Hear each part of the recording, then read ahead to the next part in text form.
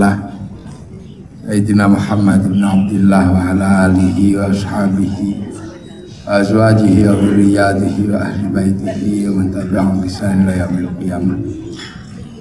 Yang saya hormati Bapak Doktor enggak SD Pak Sutrisno Bakhil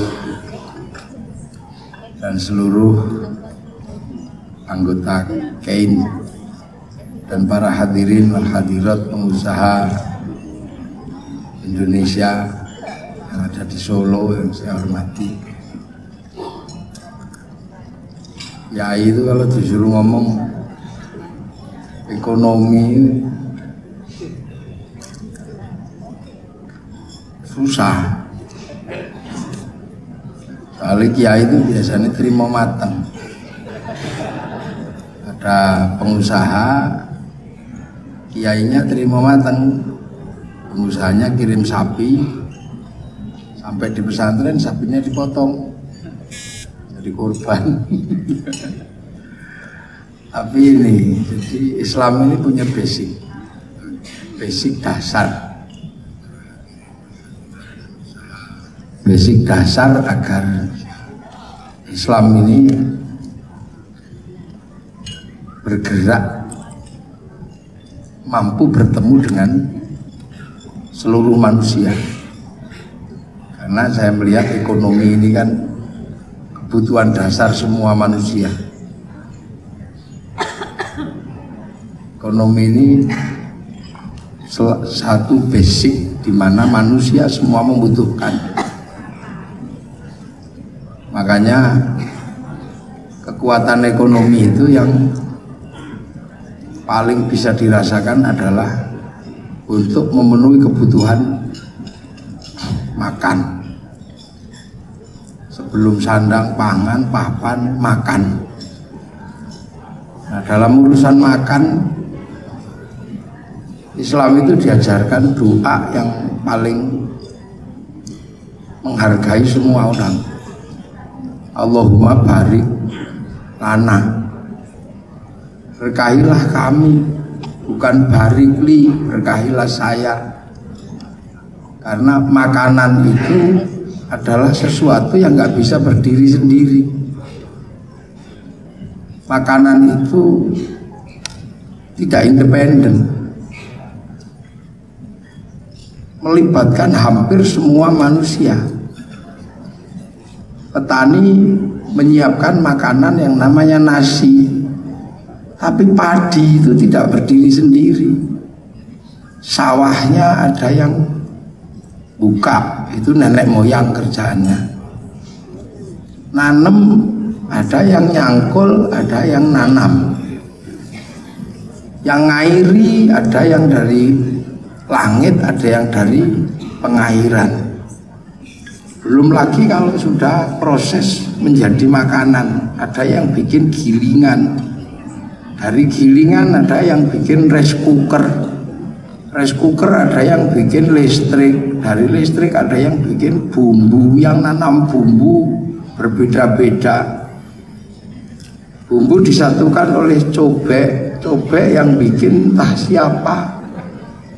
Yang kita nggak ngerti, wong dia dari tanah liat, jangan-jangan pas lagi ngudak tanah liatnya airnya kurang terus dikencingi, kita juga nggak ngerti. Udah, lo ini melibatkan banyak orang ini makanan. Makanya makanan ini ketika kita makan menggunakan prinsip dasar Allahumma barik lana, berkahilah kami. Karena melibatkan banyak orang, tidak bisa. Kalau tidak melibatkan orang itu bukan manusia, emprit. Lihat padi, totol, hilek, itu aja. Itu baru emprit. Nah, ini sebenarnya pembelajaran dasar ekonomi itu adalah melibatkan banyak orang. Karena ekonomi ini membangun basic. Nah, ketika melibatkan banyak orang yang kadang kita nggak kenal dari bangsa apapun, Umat Islam tidak perlu bertanya ini siapa yang buat. Tidak perlu lagi bertanya ini Islam apa enggak. Di situ barik lana itu tidak mencakup agama tok, tapi semuanya, lintas bangsa, lintas etnik. Nah, agar kaum muslimin ini tidak selalu bertanya ini dari mana yang buat. Makanya kaum muslimin punya basic di zaman Rasulullah ini dikembalikan ke titik awal. Titik awal apa? Titik awal penciptaan manusia. Makanya Islam ini disuruh pergi haji. Pergi haji itu puncaknya di Padang Arafah sana untuk melihat namanya Jabal Rahmah.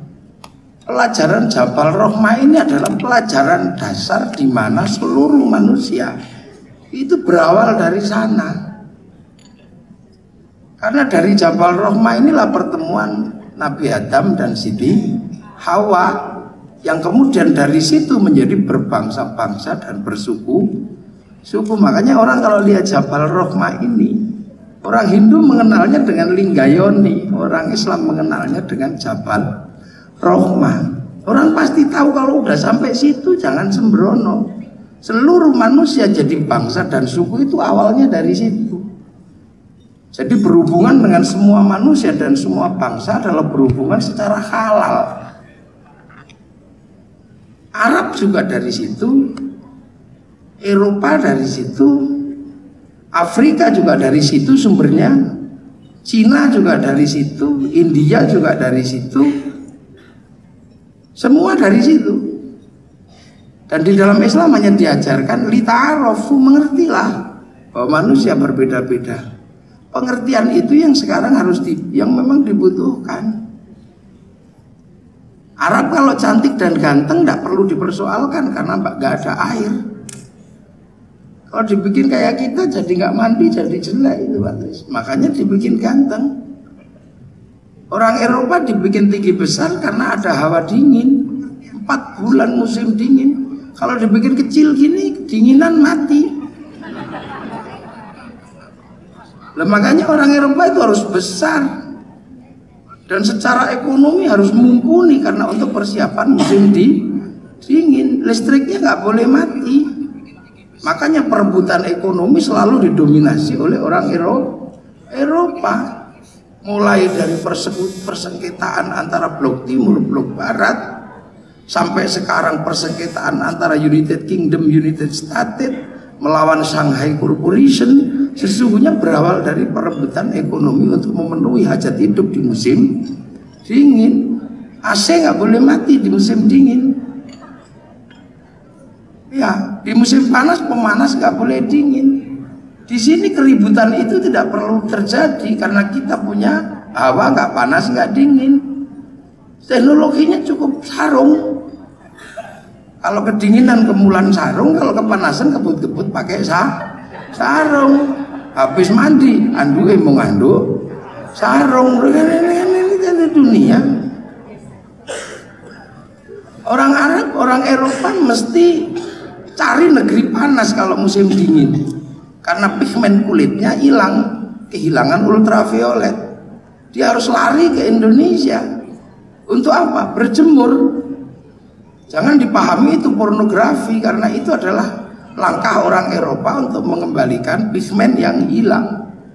Maka siapapun presidennya tidak boleh bikin perda syariat seorang turis masuk ke Indonesia harus pakai jilbab, nggak boleh.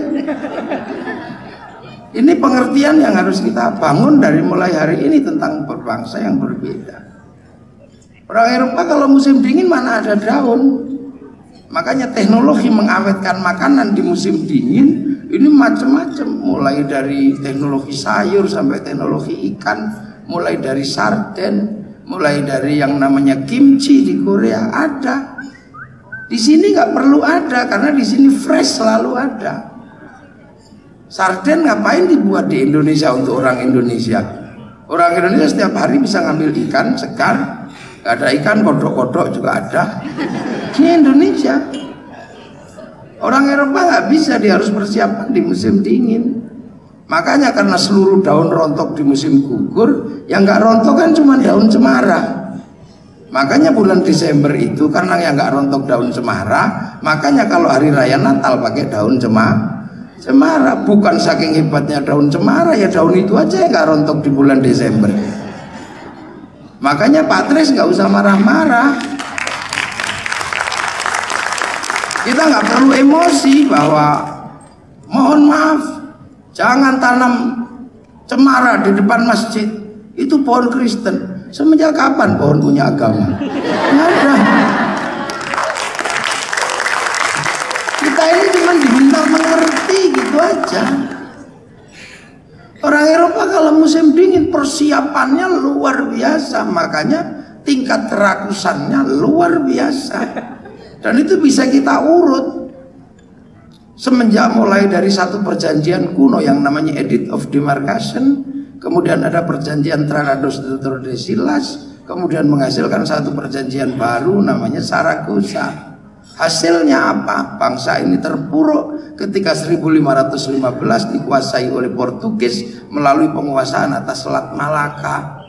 Terjadi perubahan besar, bangsa ini dari negara maritim berubah menjadi negara daratan, dari Nyai Lanjar ke Ratu Kidul. Ini kan karena dikunci oleh Portugis 1515. Dan apakah bangsa ini untuk urusan itu sudah selesai? Sampai hari ini juga belum. Seluruh Selat Malaka penguasaannya oleh Malaysia dan Singapura karena dia Commonwealth. Lu nek kiai ora paham kok ini. Di Commonwealth dia diperbolehkan untuk menguasai selat itu. Menjadi ngaco ketika bongkar muatnya dipaksa 3 hari di Indonesia. Akhirnya selat itu tidak terlalu berguna, tapi keindahannya tetap ada karena disiapkan oleh Genteng Hilen sama Sentosa. Kita mau bikin gitu nggak boleh. Makanya Thailand kan nggak tahan, dia bikin terusan kerak. 2025 mungkin akan tembus, tapi tidak akan efektif karena ujungnya dihadang oleh Abu Sayyaf. Indonesia juga nggak akan efektif karena di Semenanjung itu tumbuh kelompok radikal. Ini kan problem besar. Di satu sisi mereka dikasih 1 jam lebih awal dari jam Jakarta. Kita jam 9, sana jam 10. Melanggar teori bujur dan teori lintang. Apa yang terjadi? Bursa efeknya buka 1 jam lebih awal daripada bursa Jakarta. Saham terbaik habis di Singapura dan Malaysia, yang jelek baru masuk Jakarta. Kita mau ngomong apa? Ini urusan bangsa dan negara. Jadi ini ibaratnya ibu-ibu pergi ke pasar kesiangan, ya nggak dapat apa-apa. Tiba-tiba kita masih ngotot tentang bagaimana menjaga nilai tukar rupiah yang stabil, nggak bisa. Kita negeri bukan negeri yang independen secara ekonomi. Keras dikit dengan Jepang, tutup pentil nggak dikirim, ambruk itu pabrik ban di Indonesia. Keras dengan Cina, jarum nggak dikirim, konveksi ambruk. Ini kan satu negara yang kita nggak bisa terus sesederhana kita bayangkan tentang jual beli kerupuk itu. Ini yang saya kalau lihatnya ada yang aneh. Nah, ini Eropa itu makanya pertarungannya keras sekarang antara yang kita sering sebut dengan UKUSA bertarung dengan Shanghai Corp. Ini keras dan imbasnya selalu terjadi di sini. Afrika kenapa dibikin hitam? Ya Allah yang tahu lah. Karena Allah nitipkan singa di Afrika. Kalau dibikin putih dikejar singa kelihatan. Maka dibikin hitam. Nah, Cina kenapa tembem dan sipit? Ya karena musim dingin, salju turun, mataharinya keluar, yang silaunya luar biasa itu. Nah, persoalannya kita kenapa kecil-kecil ini Allah ngajarkan. Ya karena kecil-kecil seperti ini oleh Allah dibarter, ditempatkan di buminya yang paling indah namanya Indonesia. Mana ada negeri seindah kita? Nggak ada.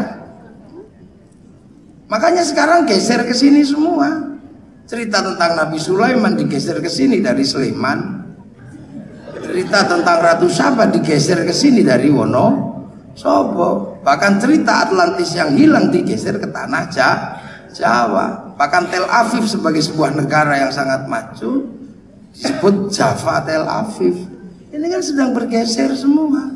Nah, jangan sampai pergeseran ini nggak bisa kita ikuti. Kan ini kan kita punya bangsa. Nah, Islam mengajarkan agar kita nggak gagap ketemu dengan siapapun, maka dipertemukan dengan Jabal Rahmah. Nah, inilah akhirnya Islam tidak boleh galau.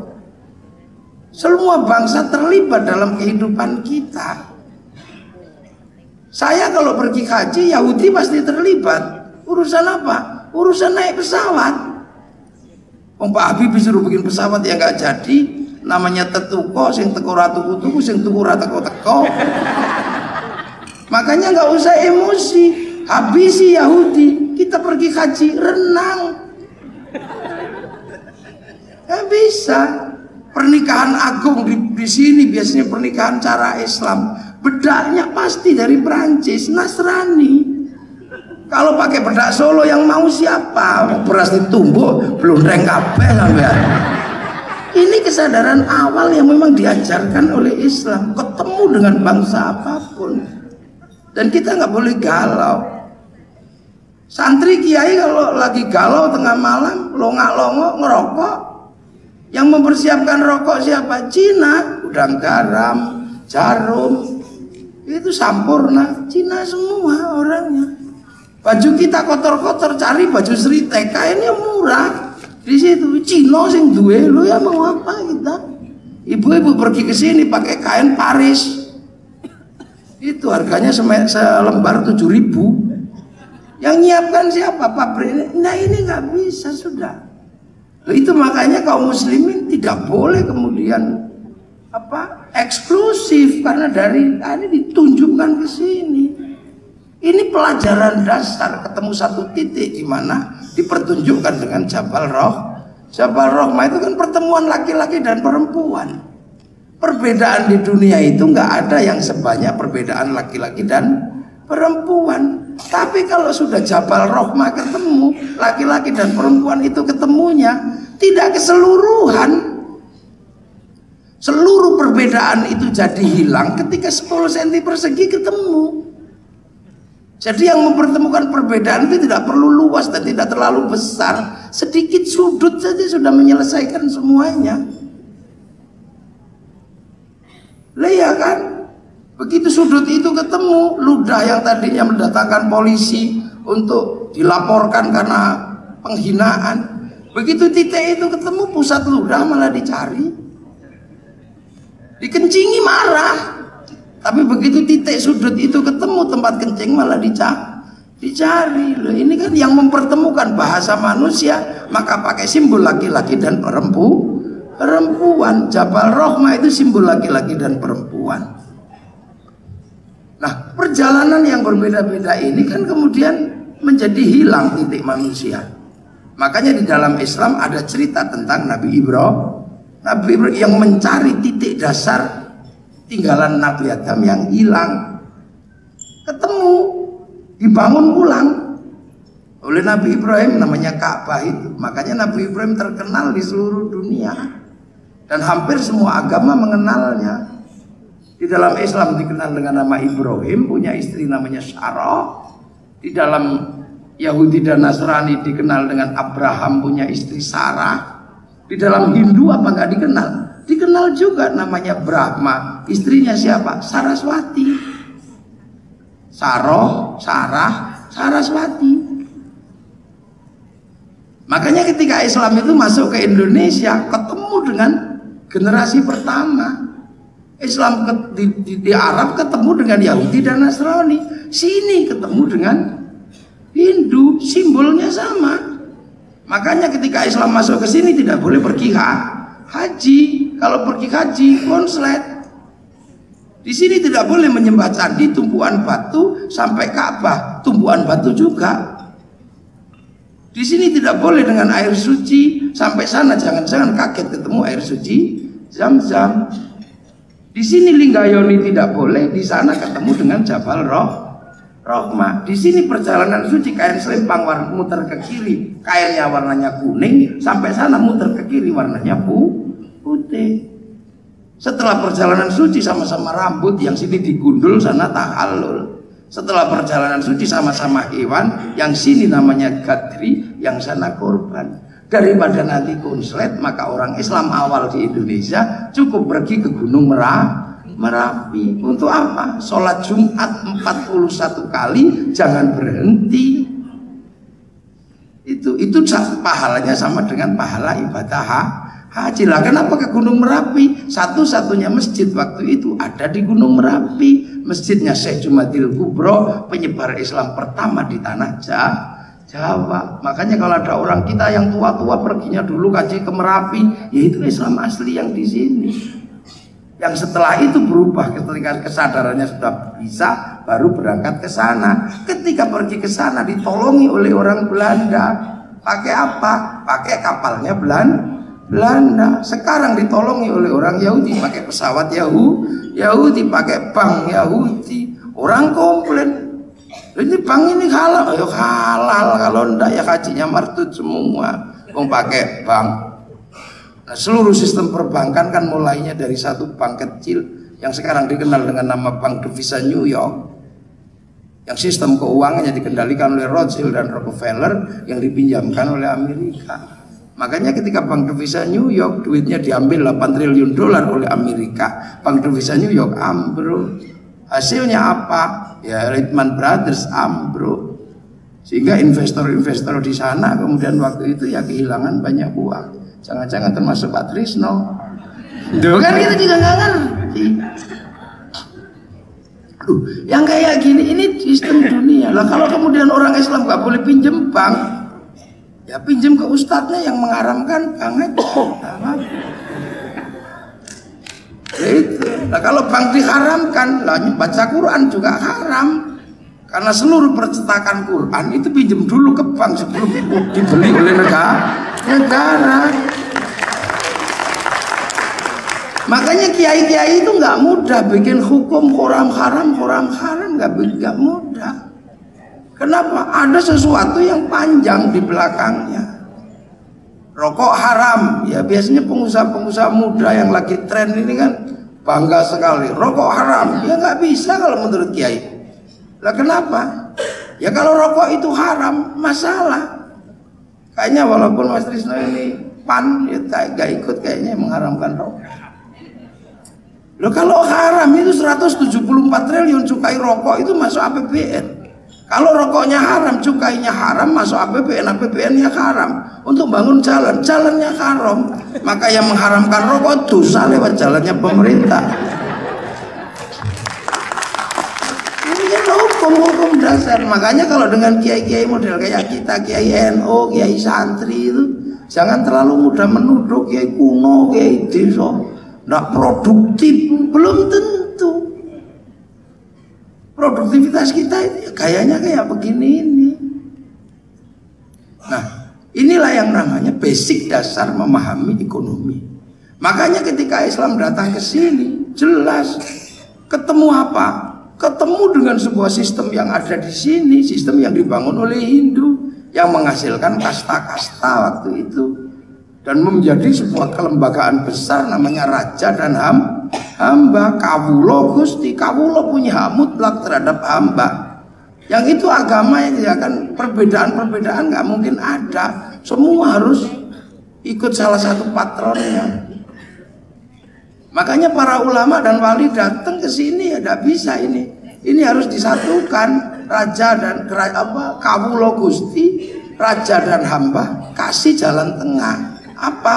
Bikinkan sistem hidup bersama di antara raja dan hamba yang saling menghargai. Sistem itu dikenal dengan nama musyarakah yang akhirnya disebut masyarakat. Itu konsep yang tidak ada sebelumnya di Indonesia. Kemudian raja dan hamba, kawulo dan gusti dilebur. Cara meleburnya pakai apa? Pakai bahasa Rasulullah. Kullukum ra'in wa kullukum mas'ulun an ra'iyati. Kalian semua saling bertanggung jawab. Ra'iyah itu adalah orang yang saling bertanggung jawab, yang diserap ke bahasa Indonesia menjadi rakyat. Jadi kalau berbicara tentang ekonomi kerakyatan adalah ekonomi yang saling bertanggung jawab, dan itu bahasa Rasulullah. Tapi orang Indonesia nggak sadar waktu itu. karena yang kawula masih boleh muni kulo, yang hamba masih boleh muni ambu, yang sahaya masih boleh bilang saya, yang abdi masih boleh bilang abdi, yang pukulun bisa bilang ulun. Itu masih nggak sadar. Nah kalau ro'iyah ngumpul harus menggunakan standar apa?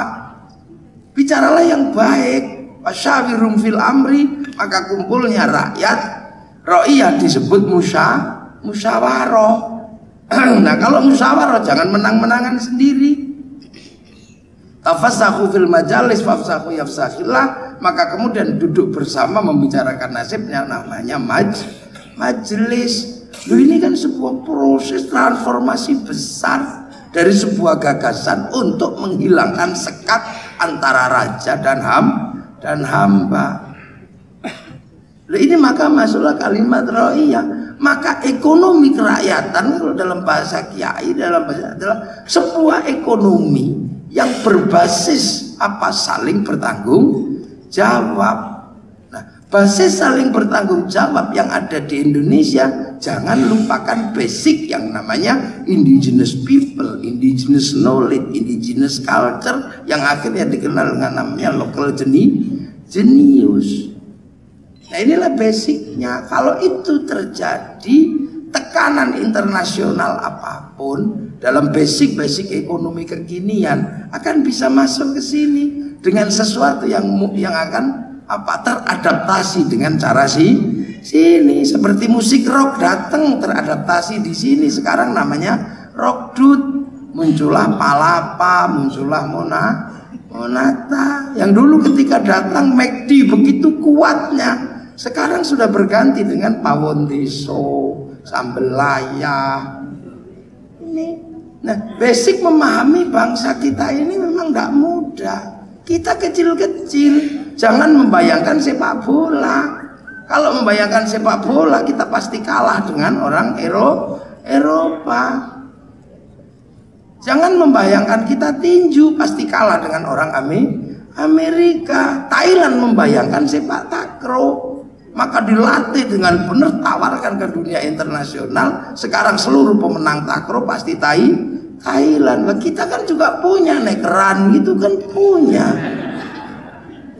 Nah ini tugasnya Pak Tres ini untuk mencoba melacak kembali jejak-jejak kekuatan ekonomi Nusantara. Nanti kemudian biar nggak tabrakan dan berhadapan. Inilah dulu yang dibayangkan setelah kemerdekaan. Apakah Eropa ataukah Indonesia ataukah Arab? Sebagian membayangkan tentang bagaimana berbaur, maka muncullah balai pustaka, ada salah asuhan, ada layar terkembang, ada Mara Rusli apa itu yang banyak. Ini cara. Nah, Islam itu punya basic yang luar biasa untuk memahami perbedaan. Makanya kalau semakin kesini kaum muslimin kok semakin tidak menerima perbedaan, dia keluar dari khitohnya sebenarnya. Nah inilah maka dalam situasi keberagamaan seperti ini, para kiai sedih. Sedihnya gimana? Kok tiba-tiba sebuah keberagamaan yang menjadi basic bangsa Indonesia, yang bahkan sebelum Indonesia merdeka dikenal dengan Bhinneka Tunggal Ika, sekarang mulai dipersoalkan. Padahal kita sudah belajar bangsa ini dibawa ke kiri oleh PKI yang nggak bisa, bangsa ini dibawa ke kanan oleh DITI yang nggak bisa, karena bangsa ini basicnya memang di tengah-tengah. Dan jangan diulang lagi, hanya keledai yang terperosok kedua kali ke lubang yang sama, dan kita bukan keledai. Jadi makanya keberagamaan ini tidak bisa orang yang anti toleransi ini nggak bisa lagi ditolerir di Indonesia. Dan simbol-simbol itu adanya di mana sekarang kita bisa lihat. Simbol-simbol intoleransi, simbol-simbol mana? Tidak ada satupun di 01 yang ada di sebelah mana. Kita bisa melihat. Kita bisa melihat, makanya saya yang tidak pernah cawe-cawe dalam urusan seperti ini, saya turun. Gak bisa ini dibiarkan.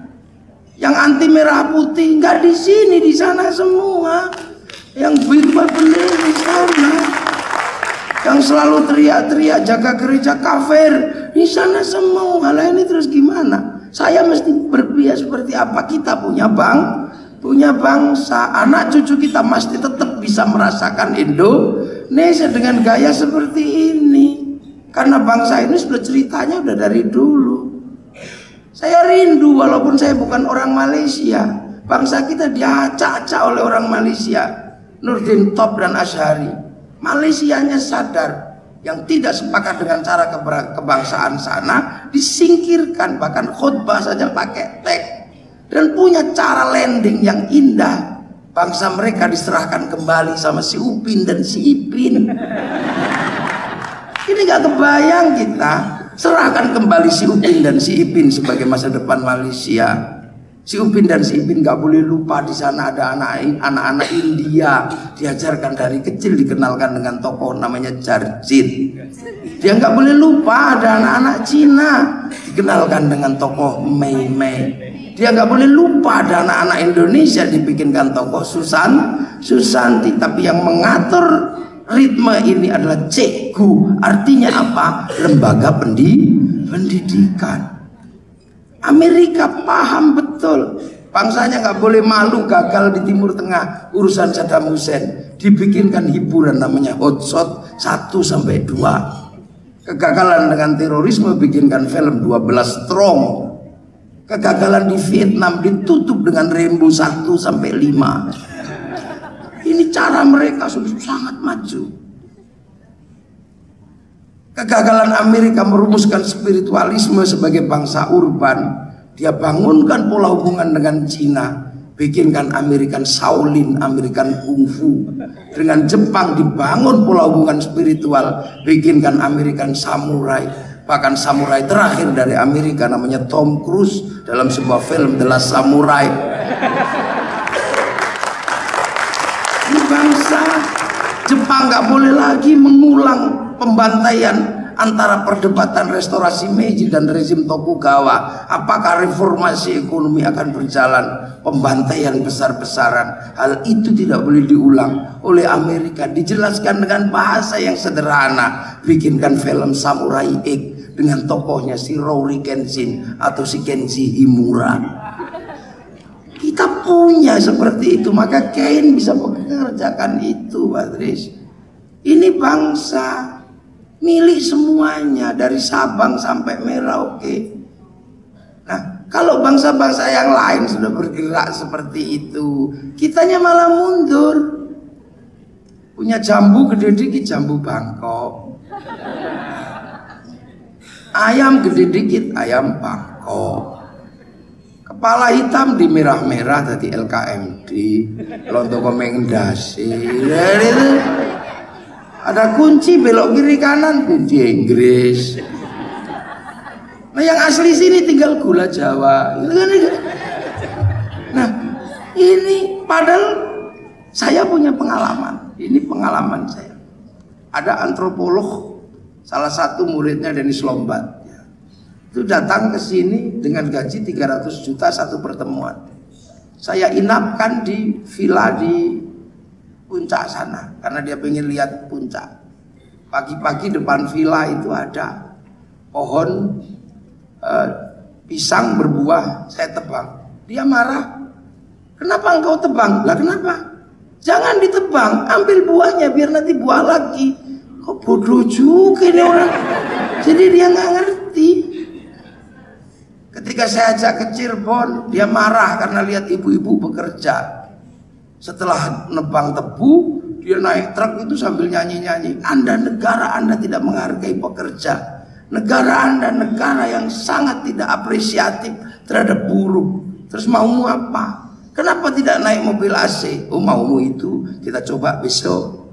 Ibu-ibu habis nebang tebu, saya kasih makan Indomie, makan mie. Terus habis itu kasih makanan kue rainbow yang warna-warni. Kasih minum cendol warna-warni, makan minum enak. Habis itu saya di depan, orang Eropa ini saya suruh duduk di belakang sama ibu-ibu.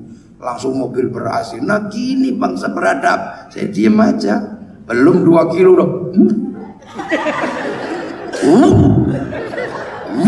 Wah, bior semua.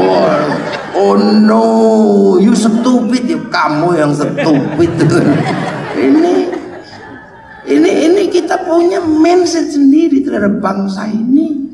Nah, mindset inilah yang nanti akan dipikir oleh Pak Trisno. Saya nggak nyampe akal saya sudah. Saya sudah siap hari ngaji, nggak tutup akal saya. Kalau Pak Tris ini masih tutup, masih akal mantan ketua partai. Partai dan ahli ekonomi. Kalau saya kan menikmati ekonomi aja. Tapi bahwa ini bangsa punya problem kebangsaan, dan yang paling berat adalah satu kita ini. Orang Arab punya satu bangsa dipikul puluhan negara. Orang Eropa punya satu bangsa dipikul puluhan negara. Kita ini puluhan bangsa dipikul satu negara, Kesatuan Republik Indonesia. Ini beratnya luar biasa. Kita nggak boleh main-main. Makanya Islam diajarkan. Makanya saya biasa aja kalau ketemu dengan ini. Ya misalnya ketemu dengan orang Yahudi, oh itu tuh Yahudi. Ketemu Nasrani, oh itu tuh. Ketemu orang PAN, oh itu tuh. Ketemu orang PKB, oh itu tuh. Kayaknya aja beda-beda. Kalau mampu rokok ya NU, itu aja. Makanya pabrik-pabrik rokok ya openi lah NU. Karena pasar terbesarnya NU. Pabrik rokok nggak usah nyumbang Pak Tris, wong rombongannya Pak Tris anti rokok gitu.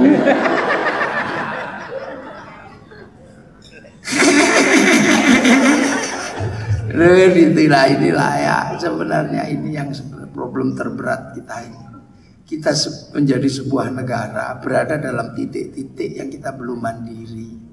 Sekarang kita bisa komunikasi, kita dikendalikan oleh Samsung karena kita komunikasinya masih pakai handphone. Ya kita punya mobil ya masih ya, tapi kan kita tidak mesti membayangkan harus bikin pabrik mobil, pabrik handphone, pabrik apa. Kalau kita bisa masih punya hak pakai, ngapain buru-buru cari hak milik gitu. Nah ini indah aja saya lihat pengusaha-pengusaha ini, UMKM kecil menengah kecil, karena bahaya juga kalau nggak ada UKM ini, karena kita ini pilihannya dua, sektor formal atau informal. Kalau pakai formal ya kayak begini, nah kalau informal susah. Informal itu pilihannya dua, yang satu kaki lima, yang dua maling, udah itu aja. Informal. Ya inilah, maka enggak usah sama kalau pengusaha muslim harus bekerja sama dengan sama muslim. Ini biasa aja lah pengusaha itu ketemu dengan siapapun. Sampai usaha ayam goreng yang bikin minyaknya ya siapa, yang bikin pancinya ya siapa. Kita makan itu yang orang Solo nggak punya garam, yang punya garam orang Jepara. Pengusaha makanan tidak pernah bertanya supir garamnya waktu ngantar ke Solo ini jangan-jangan mampir warung remeng-remeng, nggak ada yang nanya. Udah kita minum teh, jangan-jangan yang metik teh mati dimakan ular juga kita nggak pernah nanya. Inilah ekonomi. Maka kemudian ekonomi itu kalau ujungnya adalah sampai ke dalam mulut, maka Islam mengajarkan Allahumma barik lana, bukan barik li, barokailah kami. Karena makanan itu melibatkan sekian banyak manusia, dan kadang kita nggak tahu dia ada di mana, tapi menjadi bagian dari kenikmatan yang kita makan. Maka jadi manusia jangan sombong. Semua ada bagiannya masing-masing. Yang kaya-kaya ini kalau nggak ada yang miskin juga nggak ada yang bekerja.